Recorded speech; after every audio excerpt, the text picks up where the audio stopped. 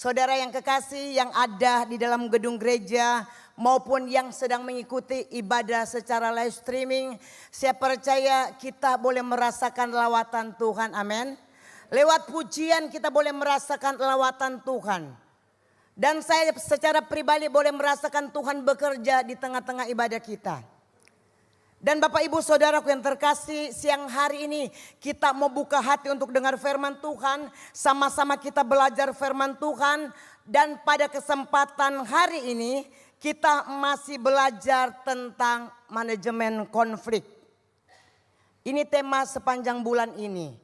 Dan saya percaya bagi saudara yang setiap minggu sudah mendengarkan firman Tuhan ini dapat memperlengkapi kita semua supaya kita bisa mengatasi konflik yang terjadi. Amin. Amin. Nah, firman Tuhan pagi hari ini saya beri tema mengatasi konflik dengan bijak. Saudaraku yang terkasih, kalau berbicara tentang konflik, tentunya ini bukan hal yang asing lagi bagi kita. Melalui media sosial kita boleh melihat ataupun berita digital. Setiap hari kita melihat konflik yang terjadi di sekitar kita. Apakah itu konflik antar bangsa, konflik antar kelompok maupun konflik antar golongan. Dan juga ada konflik di dalam keluarga dan juga terjadi konflik secara pribadi. Dan saudara bisa dilihat di layar LED ya, bagaimana berita konflik yang terjadi di sekitar kita. Itu berita-berita yang terjadi di sekitar saudara dan saya. Saudaraku yang terkasih, kalau kita melihat berita ini, kita semua tentu prihatin. Kenapa saudara? Karena dalam sebuah konflik yang terjadi pada akhirnya itu mendatangkan kehancuran. Dari konflik yang terjadi bisa mendatangkan kehancuran dan pada akhirnya juga bisa mendatangkan kekerasan bahkan kematian. Itulah sebabnya siang hari ini saya mengajak kita semua di mana kita mau belajar mengatasi konflik dengan bijak. Kita mau belajar mengatasi konflik dengan bijak sehingga konflik itu tidak berujung pada kehancuran apalagi sampai berujung pada pembunuhan. Nah, saudaraku yang terkasih, mari kita belajar dari cara Abraham dia mengatasi konflik. Kita buka di dalam Kejadian pasalnya yang ke-13 ayatnya yang pertama sampai dengan ayatnya yang ke-8. Demikian firman Tuhan. Maka pergilah Abram dari Mesir ke tanah Negeb dengan istrinya dan segala kepunyaannya dan Lot pun bersama-sama dengan dia. Adapun Abram sangat kaya, banyak ternak, perak dan emasnya. Ia berjalan dari tempat persinggahan ke tempat persinggahan dari tanah Negeb sampai dekat Betel, di mana kemahnya mula-mula berdiri antara Betel dan Ai. Ayat yang keempat, ke tempat mezbah yang dibuatnya dahulu di sana, di situ Abram memanggil nama Tuhan. Juga Lot yang ikut bersama-sama dengan Abram mempunyai domba dan lembu dan kemah. Tetapi negeri itu tidak cukup luas bagi mereka untuk diam bersama-sama. Sebab harta milik mereka amat banyak sehingga mereka tidak dapat diam bersama-sama. Karena itu terjadilah perkelahian antara para gembala Abram dan para gembala Lot. Waktu itu orang Kanaan dan orang Feris diam di negeri itu. Maka berkatalah Abram kepada Lot, janganlah kiranya ada perkelahian antara aku dan engkau, dan antara para gembalaku dan para gembalamu, sebab kita ini kerabat. Nah, Bapak Ibu Saudaraku yang terkasih, hubungan antara Abraham dan Lot adalah hubungan antara paman dan keponakan. Lot adalah anak dari Haran, adik dari Abram. Nah, setelah Haran meninggal, kemungkinan ya sejak itu Lot diasuh oleh Abraham. Oleh karena itu saudaraku yang terkasih, saat Abraham ya pergi mengikuti panggilan Allah dan pergi ke tanah Kanaan di mana Lot juga menyertai dia. Nah, di bawah asuhan Abraham, Lot diberkati oleh Tuhan. Sehingga kekayaannya makin bertambah dari hari ke hari. Di bawah asuhan Abraham, Lot diberkati oleh Tuhan dan kekayaannya makin bertambah dari hari ke hari. Nah, saudara, kita melihat awal konflik terjadi. Awal mulanya kita tahu bahwa hubungan antara Lot dan Abraham berjalan dengan sangat baik. Sebagaimana satu keluarga, mereka hidup di dalam damai sejahtera, mereka saling mengasihi. Konflik di antara mereka terjadi karena saat kekayaan mereka makin bertambah. Jadi konflik terjadi karena kekayaan mereka makin bertambah. Nah, saudara, ternak-ternak mereka itu makin bertambah. Ternak mereka makin bertambah banyak sehingga dikatakan oleh firman Tuhan tadi bahwa ladang pengembalaan yang tersedia di tempat itu tidak mencukupi baik untuk Lot maupun untuk ternak Abraham. Apa akibatnya, saudara? Akibatnya terjadilah pertengkaran antara gembala-gembala Abraham dan gembala-gembala Lot. Mereka saling berebut ladang pengembalaan.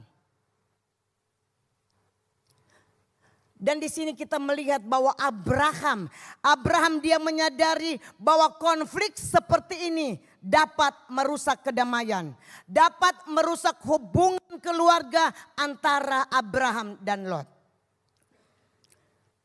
Maka saudaraku, dengan bijak Abraham dia menawarkan solusi. Dia menawarkan solusi kepada Lot supaya tidak terjadi konflik atau perpecahan. Supaya hubungan mereka baik-baik saja. Itu sebabnya Abraham dia menawarkan solusi di antara mereka. Abraham kita melihat dia memberi kesempatan kepada Lot. Kalau saya membaca firman ini luar biasa Abraham. Padahal dia itu pamannya Lot loh. Saya baca, saya renungkan luar biasa. Abraham tidak mau terjadi konflik. Dia memberikan kesempatan kepada Lot untuk memilih terlebih dahulu tempat yang dia ingini. Saudara bisa bayangkan. Pamannya sendiri memberikan kesempatan kepada Lot ya. Untuk dia memilih tempat yang dia ingini. Dan akhirnya Lot, dia melayangkan pandangnya lalu memilih lembah Yordan yang banyak airnya. Seperti taman Tuhan kata firman Tuhan. Seperti tanah Mesir. Nah, wilayah ini saudara, wilayah ini dekat dengan kota Sodom. Sedangkan Abraham justru dia memilih tinggal di padang gurun. Sungguh dahsyat, saya bilang, luar biasa ya Abraham. Ponakannya dulu yang disuruh pilih, tempat yang enak disuruh pilih dulu buat ponakannya. Sampai saya baca, saya merenungkan, dahsyat ya. Om terhadap ponakan loh saudara, bukan terhadap anak tetapi terhadap ponakan. Saudaraku, dari kisah ini mari kita belajar langkah-langkah bijak Abraham di dalam dia menyelesaikan konflik antara dirinya dan keponakannya Lot. Yang pertama di sini saya mencatat, Abraham dia memilih kedamaian bukan pertengkaran. Amin. Abraham memilih kedamaian tetapi bukan pertengkaran. Kalau kita lihat di dalam ayatnya yang ke-8, firman Tuhan berkata, maka berkatalah Abram kepada Lot, janganlah kiranya ada perkelahian antara aku dan engkau, dan antara para gembalaku dan para gembalamu, sebab kita ini kerabat. Saudaraku yang terkasih, perhatikan kata-kata Abraham di dalam dia menyelesaikan konflik ini. Dia berkata, janganlah kiranya ada perkelahian antara aku dan engkau, antara para gembalaku dan gembalamu. Abraham dia tetap menjaga hubungan yang baik dan hidup di dalam kedamaian. Saudaraku yang terkasih, Abraham dia tidak ingin terjadi pertengkaran antara dia dan Lot. Ataupun antara gembala-gembalanya dan gembala-gembala Lot. Abraham ingin supaya mereka tetap hidup rukun, tetap hidup damai. Baik Abraham maupun Lot maupun gembala-gembala mereka. Saudara, betapa luar biasanya hati dari Abraham. Kadang-kadang saudaraku yang terkasih, kita tidak bisa mencegah konflik itu terjadi. Kita tidak bisa mencegah konflik itu terjadi, tetapi saudara, kita dapat mencegah agar supaya pertengkaran itu tidak terjadi. Amin. Konflik kita nggak bisa cegah, tetapi kita bisa mencegah pertengkaran itu supaya tidak terjadi. Nah saudaraku yang terkasih, konflik mungkin tidak dapat kita hindari, tetapi pertengkaran kita bisa hindari. Amin. Pertengkaran bisa kita hindari. Mari kita ambil contoh dari Abraham. Abraham di dalam dia menyelesaikan konfliknya, di mana Abraham dia memilih kedamaian bukan keributan, apalagi dia memilih pertengkaran. Abraham dia mencegah pertengkaran dengan cara apa? Abraham mencegah pertengkaran dengan cara dia memberikan kesempatan lebih dahulu kepada Lot. Untuk supaya Lot dia bisa memilih padang pengembalaan yang dia ingini. Dahsyat enggak? Seorang om terhadap ponakan. Abraham suruh Lot pilih dulu yang dia ingini. Supaya tidak terjadi konflik. Bapak ibu saudaraku yang terkasih, sebenarnya Abraham dia memiliki hak untuk bisa memilih terlebih dahulu. Kenapa? Karena dia adalah pamannya Lot. Dan dia juga yang lebih tua. Dia juga yang mengasuh Lot. Ya, selama itu Abraham juga yang mengasuh Lot. Tetapi saudaraku, demi kedamaian antara keduanya, di mana ya kita lihat bahwa Abraham dia memilih untuk mengalah. Abraham lebih memilih untuk mengalah dan memberikan kesempatan lebih dahulu kepada Lot supaya Lot dapat menentukan pilihan yang dia ingini. Betapa dahsyat hatinya Abraham ya. Saudaraku yang terkasih, kalau kita lihat di dalam Amsal 15 ayatnya yang ke-18, firman Tuhan berkata, si pemarah membangkitkan pertengkaran, tetapi orang yang sabar memadamkan perbantahan. Amin. Nah, bagaimanapun besarnya konflik saudara yang sedang kita hadapi, hadapilah dengan sabar, walaupun berat. Sama seperti Abraham, agar supaya keluarganya tidak bertengkar.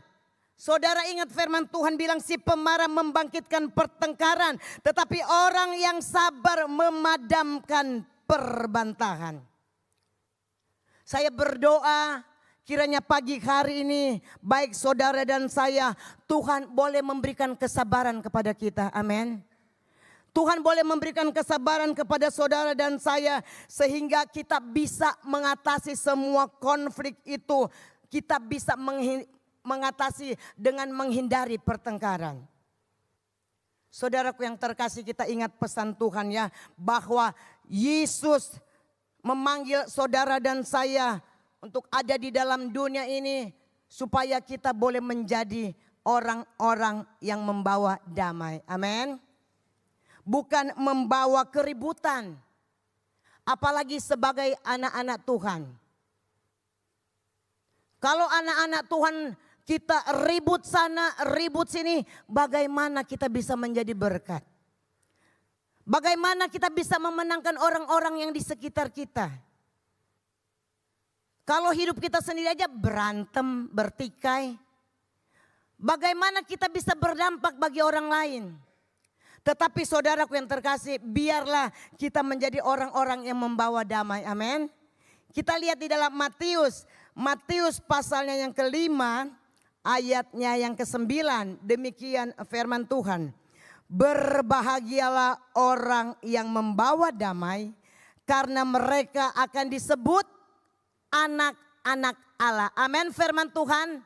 Berbahagialah orang yang membawa damai, kata firman Tuhan, karena mereka akan disebut anak-anak Allah. Saudara dan saya akan disebut anak-anak Allah kalau kita membawa damai. Amin, saudara. Jadilah biar hidup kita boleh menjadi berkat. Hidup saudara dan saya boleh menjadi kesaksian bagi orang lain. Nah, saudaraku yang terkasih, salah satu identitas kita sebagai anak-anak Allah adalah membawa damai. Amin. Itu identitas kita sebagai anak-anak Tuhan, membawa damai. Sebab itu saudara, jadilah juru damai. Ketika terjadi pertengkaran, jangan kita ikut-ikut nimbrung bertengkar. Kadangkala ada orang yang kepo, iya enggak? Orang berantem enggak tahu apa-apa, ikut-ikut nimbrung, ikut-ikut berantem. Tetapi tidak dengan kita sebagai anak-anak Tuhan. Amin. Amin. Saudaraku yang terkasih, jadilah air yang memadamkan api. Amin. Jadilah air yang memadamkan api. Dan bukan api yang menghanguskan, bukan. Tetapi kita menjadi air supaya bisa memadamkan situasi, bisa buat situasi jadi ayem, jadi damai, jadi tentram. Amin, saudara. Jadilah pribadi-pribadi pembawa damai di dalam dunia ini.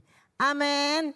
Di tengah-tengah keluarga, apalagi yang sudah jadi oma, kalau ada cucu, wah senang banget. Tapi kadangkala cucu itu kan tidak manis-manis aja. Kadangkala ada ambil sana, pegang barangnya, oma-oma senyum. Karena saya juga belum punya cucu, tapi banyak cucu-cucu pengerja. Ada pegang ini, jadi kita jadi oma-oma yang membawa damai.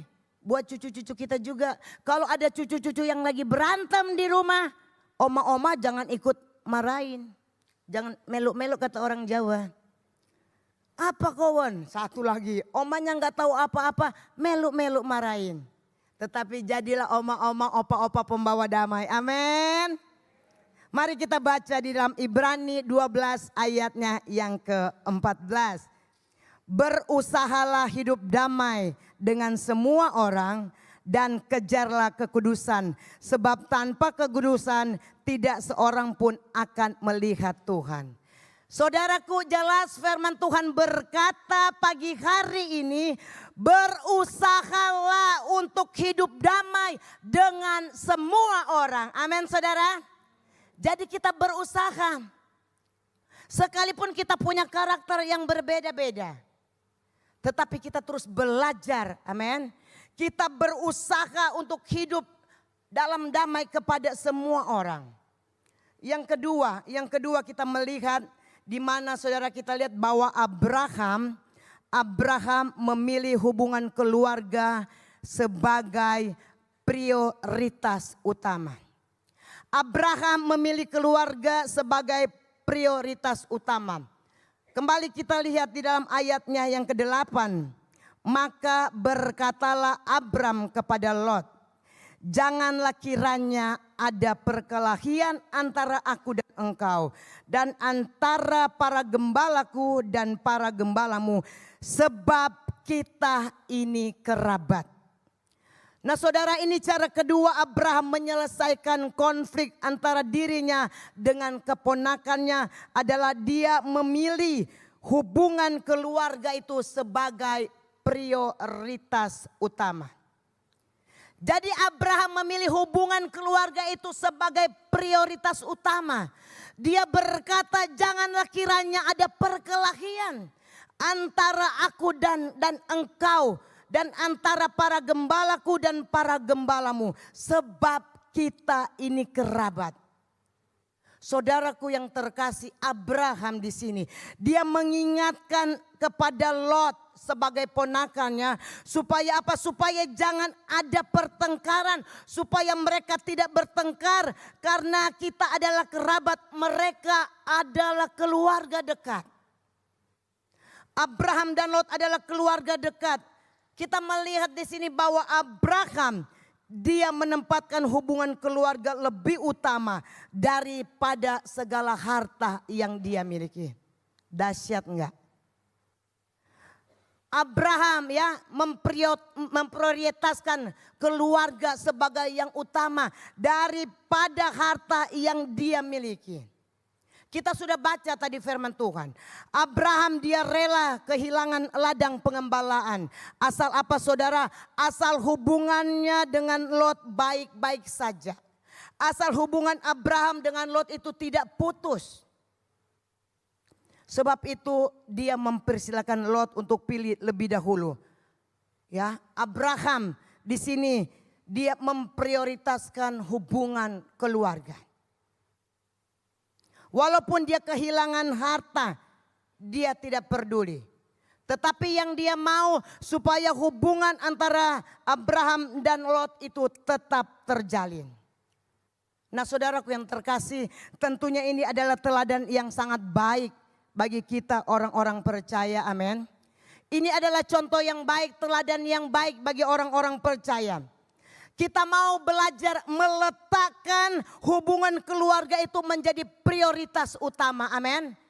Kita mau belajar meletakkan hubungan keluarga sebagai prioritas utama itu melebihi daripada segala-galanya. Memang berat, memang angel kata orang Belanda.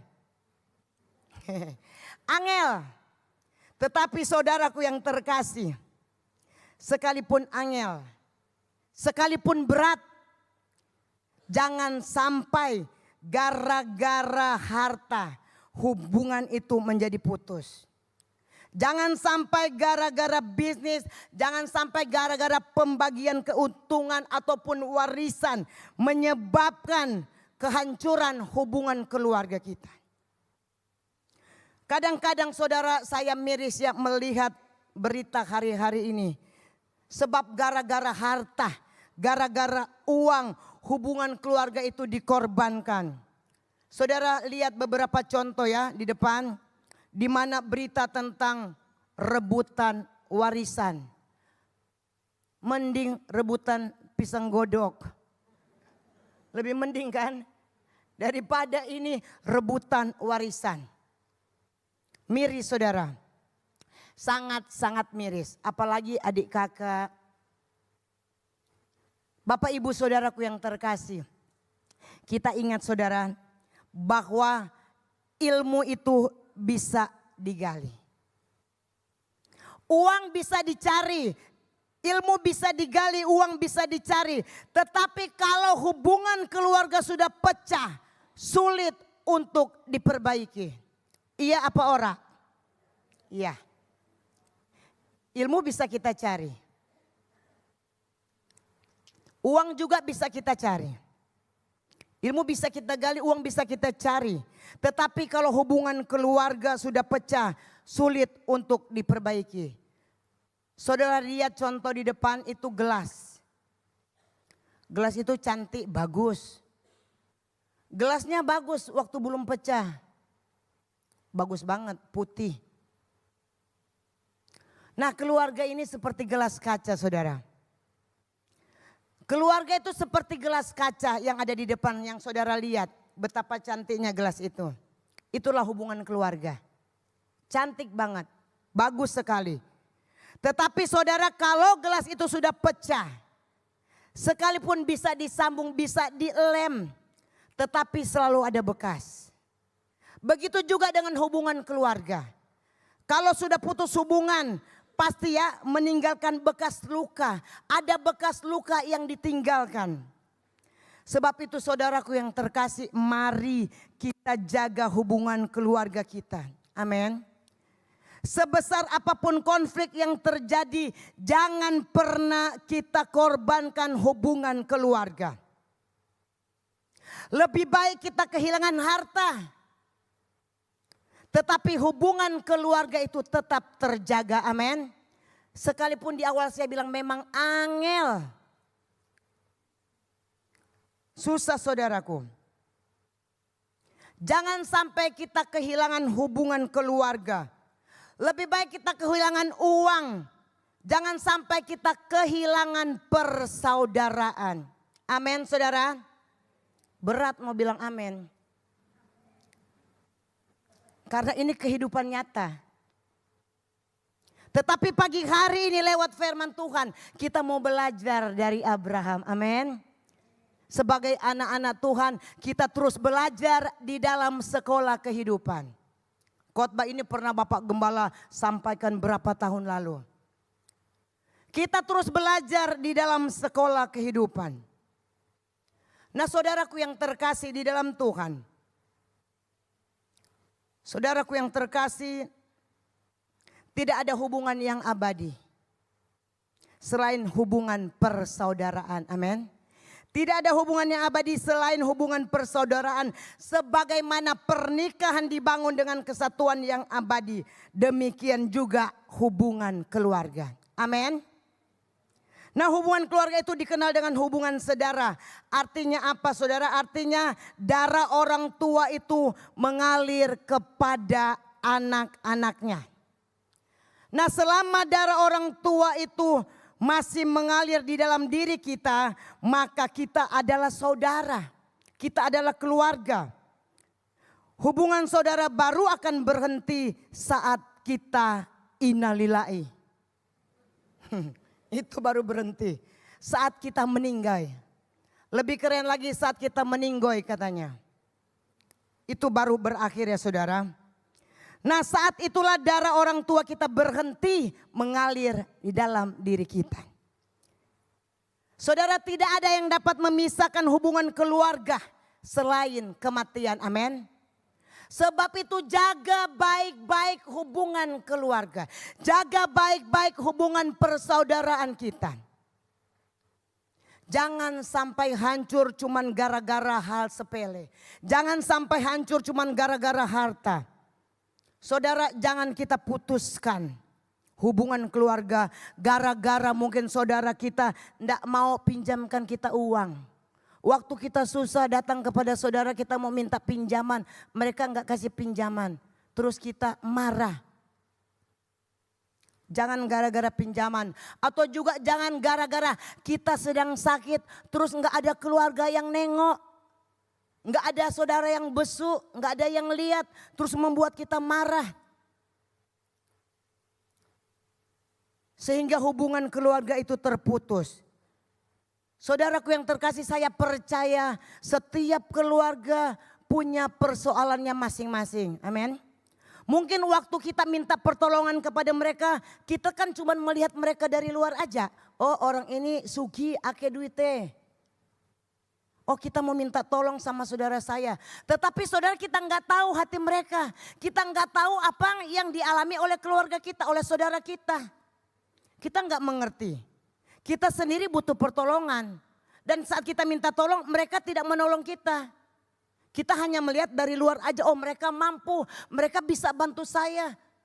Tetapi mungkin yang terjadi dalam kehidupan saudara kita nggak tahu. Sehingga mereka tidak bisa menolong kita. Terus kita jadi marah. Jadi mangkel. Orang gelem maning rumahnya sana, orang gelem gini. Nggak mau lagi aku. Saya susah dia nggak mau tolong. Saudara kita nggak tahu ya kesusahan saudara kita. Sebab itu kita itu jangan lekas-lekas marah. Kawan ya dibantu itu. Bahasanya kasar banget ya kawan ya. Itu orang Belanda kan ngomong suka kawan-kawan. Saya aja pertama ke Tegal agak bingung. Bodin sama Wadon hampir bingung saya. Hampir bingung benar. Bodin, Ubi. Wadon kan bukan Ubi kan. Dulu saya pertama bingung saya. Makanya saya bilang kawan-kawan itu orang Tegal suka kawan-kawan. Jangan kita cepat marah kalau keluarga kita belum bisa membantu kita. Sekali lagi kita nggak mengerti apa yang mereka alami. Tetapi pagi hari ini kita mau belajar dari Abraham, amin. Kita mau belajar dari Abraham. Dia tetap menjaga hubungan keluarga di atas segala-galanya. Sekalipun mungkin keluarga kita belum bisa menolong kita. Ya, tetapi kita mau belajar menjaga hubungan keluarga kita supaya baik-baik saja. Nah Bapak Ibu Saudara, Abraham dia tidak takut kehilangan berkat. Sebab apa saudara? Abraham dia tidak takut kehilangan berkat sebab ia percaya selama keluarga itu bersatu. Saudara ingat baik-baik, selama keluarga itu bersatu, selama keluarga itu hidup rukun, di sanalah berkat Tuhan dicurahkan. Amin. Yang percaya katakan amin. Kalau keluarga kita bersatu, rumah tangga kita rukun, di sana berkat Tuhan dicurahkan. Amin. Bagaimana Tuhan mau memberkati keluarga kita? Bagaimana Tuhan memberkati rumah tangga kita? Bagaimana Tuhan mau memberkati anak-anak kita? Kalau hidup kita berantem baik, ribut baik. Cuman gara-gara hal sepele. Cuman gara-gara bodin. Jadi saudara kita mau contoh Abraham. Ya, dia tetap mempertahankan keluarganya supaya hubungan mereka itu baik-baik saja. Kalau kita rukun ada berkat Tuhan, amin. Kalau saudara rukun ada berkat Tuhan, amin. Rumah tangga rukun ada berkat Tuhan, amin. Orang tua dan anak rukun ada berkat Tuhan, amin. Amin. Kita terus hidup rukun, apalagi kita sebagai orang tua. Jangan pernah kita ya mengatakan hal-hal yang tidak baik kepada anak-anak kita. Jangan pernah. Karena ucapan kita itu adalah doa. Sebab itu saudara kita terus hidup rukun. Mari kita lihat di dalam Mazmur 133 ayatnya yang pertama sampai dengan ayatnya yang ketiga. Demikian firman Tuhan. Nyanyian Syara Daud, sungguh alangkah baiknya dan indahnya apabila saudara-saudara diam bersama dengan apa saudara? Dengan rukun. Seperti minyak yang baik di atas kepala meleleh ke janggut, yang meleleh ke janggut Harun dan ke leher jubahnya. Ayat 3, seperti embun gunung Hermon yang turun di atas gunung-gunung Sion. Sebab kesanalah Tuhan memerintahkan berkat kehidupan untuk selama-lamanya. Amin. Saudara mau menerima berkat dari Tuhan? Amin. Belajar hidup rukun. Ada berkat Tuhan. Saudara jangan takut, saudara. Ada berkat Tuhan. Kalau hidup saudara mau diberkati oleh Tuhan, maka biar kita tetap menjaga hubungan persaudaraan. Percayalah saudaraku yang terkasih, di mana ada persaudaraan yang rukun, di situ berkat Tuhan pasti dicurahkan. Di situ berkat Tuhan pasti turun. Saya melirik-melirik karena waktu saya tinggal sedikit. Kita masuk pada poin yang ketiga. Yang ketiga, Abraham memilih untuk apa Bapak Ibu? Mengalah. Dahsyat enggak itu Abraham? Abraham memilih untuk mengalah. Mari kembali kita perhatikan Kejadian 13 ayatnya yang ke-9. Bukankah seluruh negeri ini terbuka untuk engkau? Baiklah pisahkanlah dirimu daripadaku. Jika engkau ke kiri maka aku ke kanan. Jika engkau ke kanan maka aku ke kiri. Abraham luar biasa. Ya, ini firman Tuhan yang bilang loh. Kalau Lot pilih kiri, Abraham pilih ke kanan. Tetapi kalau Lot ke kanan, Abraham pilih ke kiri. Hatinya Abraham itu luar biasa. Nah saudaraku yang terkasih, ada pepatah yang berkata demikian. Mencegah lebih baik daripada mengobati. Mencegah lebih baik daripada mengobati. Bukan mengobati lebih baik daripada mencegah, kewali itu. Mencegah lebih baik daripada mengobati. Nah itulah yang dipilih oleh Abraham. Itu yang Abraham pilih, dia memilih mengalah. Agar supaya Bapak Ibu Saudaraku yang terkasih, supaya tidak terjadi pertengkaran dengan Lot ponakannya. Dahsyat ini Abraham. Dia sudah orang tua, sudah omnya Lot lagi. Sudah mengasuh Lot dari kecil. Tetapi dia masih mau memilih untuk mengalah. Supaya apa? Supaya tidak terjadi pertengkaran antara dia dengan Lot. Dia berkata, bukankah seluruh negeri ini terbuka untuk engkau? Baiklah, pisahkan dirimu daripadaku. Jika engkau ke kiri, maka aku ke kanan. Jika engkau ke kanan, maka aku ke kiri. Saudara Abraham, dia memiliki hati yang luar biasa, di mana dia mau mengalah. Jarang-jarang ada orang tua itu mau mengalah. Tetapi Abraham tidak demikian. Demi menjalin hubungan saudara itu baik, dia memilih mengalah. Kita lihat Amsal 17 ayatnya yang 14, firman Tuhan berkata, memulai pertengkaran adalah seperti membuka jalan air. Jadi undurlah sebelum perbantahan mulai. Amin, firman Tuhan. Undurlah, kata firman Tuhan, sebelum perbantahan mulai. Nah Bapak Ibu Saudaraku yang terkasih, saya rasa ini adalah nasihat yang baik untuk kita. Sebab bukan saya yang mengatakan, tetapi firman Tuhan yang mengatakan. Ya. Firman Tuhan yang mengatakan undurlah sebelum terjadi perbantahan. Ini adalah nasihat yang sangat baik buat saudara dan saya. Nasihat yang baik buat kita semua. Nah saudaraku, kadang-kadang kita juga harus mengalah. Demi apa? Demi supaya hubungan keluarga itu langgeng. Ada waktunya kita juga mengalah. Kalau kita mau hubungan keluarga kita langgeng, kita bisa belajar dari Abraham. Amin. Belajar dari Abraham. Supaya hubungan keluarga langgeng, dia mengalah. Nah saudaraku yang terkasih, sekalipun kadang-kala orang menganggap kita, oh kita lemah kalau kita mengalah. Oh kita enggak berdaya, enggak apa-apa. Percayalah saudara, lebih baik mencegah daripada mengobati. Lebih baik mengalah daripada kita sibuk memperbaiki hubungan yang telah rusak. Amin. Lebih baik mengalah daripada kita sibuk memperbaiki hubungan yang telah rusak. Mungkin saudara rugi materi, tidak apa-apa. Karena kita mau belajar melakukan firman Tuhan. Kita mau belajar mengalah. Saudaraku yang terkasih, apa artinya kita memiliki kekayaan yang begitu banyak jika hubungan antara orang tua dan anak itu tidak serasi?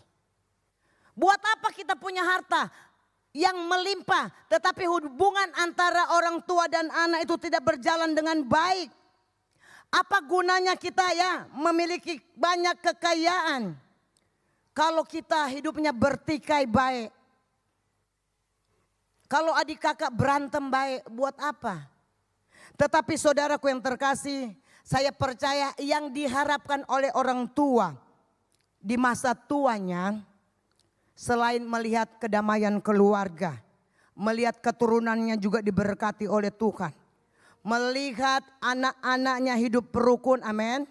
Itu kerinduan orang tua, melihat anak-anaknya hidup rukun, adik kakak tetap damai-damai saja. Jangan sampai ada konflik yang terus menerus. Bisa menyelesaikan konflik dengan baik.